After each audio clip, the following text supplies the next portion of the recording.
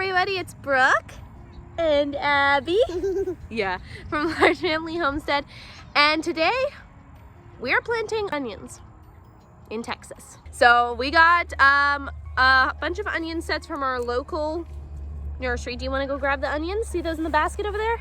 We're gonna do some in-ground, some in beds. So pretty much I'm just gonna time-lapse myself planting onions, and I will voice over for you guys and give you guys some general instructions and some basic care tips.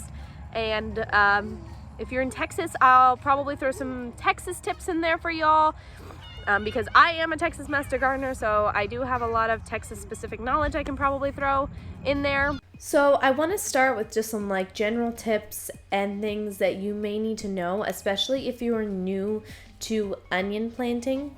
So when you go to your nursery to buy sets or transplants, you want to make sure that you choose disease-free, firm onion sets or transplants if you guys want the best results from them. And onions do like full sun, so you guys want to make sure that they're getting 6 to 8 hours of direct sunlight a day. Right now in Texas, we are only getting a little over 10 hours of light right now, so just do your best to make sure that they're getting as much light as possible. As far as watering goes, you want to keep the soil moist but not waterlogged, especially during bulb formation. And you want to avoid watering overhead, sort of like when it rains. You want to avoid watering like that so that you can prevent fungal issues. And I get a lot of questions about fertilizers and how to feed your onions. And so my best tips are to use a nitrogen-rich fertilizer. So go for like a 10-20-10 mix every few weeks until the bulbs start to swell, and then once the bulbs start to form, reduce the nitrogen and increase potassium for bigger onions. Now, if you are growing in Texas like we are, personally, I like the 10-15 super sweet variety. It's what we grow every year. It's always done super well, and we get these absolutely massive bulbs. So 10-15 stands for the day that you're actually supposed to plant them by seed, October 15th. But because we're planting these by sets, planting in January is normally preferred.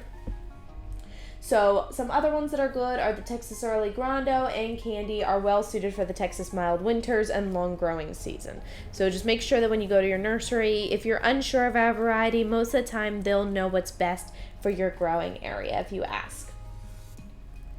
So we are in gardening zone 8, and for us, we're planting from mid-January to mid-February. Obviously, this depends on your local weather conditions and what growing zone you're in. I'll leave the link down below to find out what growing zone you're in. But if you're in Texas, it's going to be pretty close to what we're doing. You want to keep in mind, too, if you're planting in Texas, that Texas has a lot of clay and sandy soil. So personally, we deal with clay. And you want to amend that with compost or well-rotted manure to create loose, nutrient-rich soil. So the stuff that I actually planted in ground was amended with compost and manure prior to me planting in there. And then the beds is our own soil mix. So it is not what's actually in the ground here, where there's no clay in it. And if we do happen to get a sudden freeze in Texas, or like a very, very, very hard freeze, you may want to protect your young onions with row covers or frost blankets. Now, I planted these before we got that crazy winter weather, and they're still doing fine without any kind of covers or anything like that. Now, you may notice for a lot of these beds that I am only planting like one row in ground, or I'm planting just around the outsides of the beds, and that's because I want to incorporate a lot more companion planting this year. And so if that's something that you would like to do as well, I'm going to go ahead and give you a list of companion plants for onions, as well as a list of combative plants, so ones that you should never plant near onions if you can help it. So some of the best companion plants for onions, and now with most of these plants, it's going to be that the onions actually help them and not the other way around. So these plants aren't actually helping the onions, but the onions are helping these plants. So cabbage is a good one. The onions will deter pests from those, as well as collards, broccoli, kohlrabi, Brussels sprouts, kale, lettuce, tomatoes, peppers, celery, it'll probably help prevent diseases. Carrots, it'll help deter pests. Beets and celeriac roots, it'll also help prevent the diseases of. So some combative plants that you do not want to plant around onions are beans, peas, and peanuts. so legumes, and that's because the onions will actually inhibit growth of those plants. So because we are a large family, we are planting a lot of onions, and you may have actually come here from the short that I posted asking you to guess how many we were planting. And so if you haven't guessed already, feel free to drop your guess in the comments below now. But I also want to offer some tips for those who are planting a very large amount of onions like we are. So you definitely want to prepare a large amount of growing area like we are, so you can utilize beds, long rows, even field style planting to accommodate those high numbers. And you want to make sure that you have prepared those large areas of soil ahead of time. You can also plant in blocks for efficiency, so group onions in blocks or wide rows rather than single file rows. I know that I did that when I planted some of those in ground you saw. I did that in a long file row, but that was how I had it planned to set up. But if you go into blocks or wide rows, you'll have more efficient space use. You may want to consider setting up some drip irrigation system to ensure that there's consistent watering and reduce waste. We do not have drip irrigation in our garden. We do mostly hand watering, and so that's probably what we're going to do this year as well. As far as with large scale planting, I feel like pest management's a big one, because once you have a pest issue, when you have a lot of crops of one kind, it's very hard to get rid of those pests. So I want you guys to make sure you're monitoring regularly and using organic pest control methods like neem oil or diatomaceous earth to keep problems at bay before they become an issue. And then when you're harvesting your however many onions you decide to plant, you guys can lay them in rows secure in a field for a few days if the weather permits.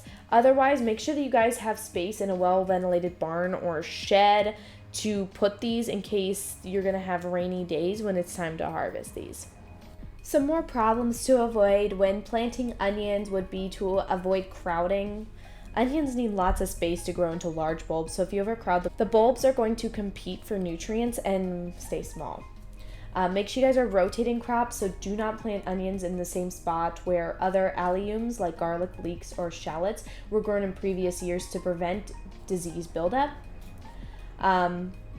This is something that I like to do and something that I didn't show a lot of in this video, but mulching for weed control, so a thin layer of straw or dry grass will help suppress weeds and keep the soil temperature consistent. As I said before, overwatering is extremely important, but it's really important not to overwater at maturity. So when the tops start to yellow and fall over, you want to reduce that watering to prevent rot and encourage drying, because at this point they're not really growing a lot anymore. To make sure that you're harvesting at the right time, you want to make sure that when 50 to 80% of the tops have fallen over, then they're ready to pull, and then you can cure them for at least 2 to 3 weeks in a warm, dry area to prolong the storage life.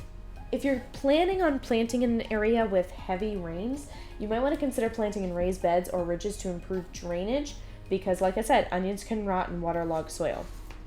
You may also want to implement a shade cloth, especially if you're in Texas, because as we go from spring to summer, and these will soon be ready to pull in the early summer, it can get very hot.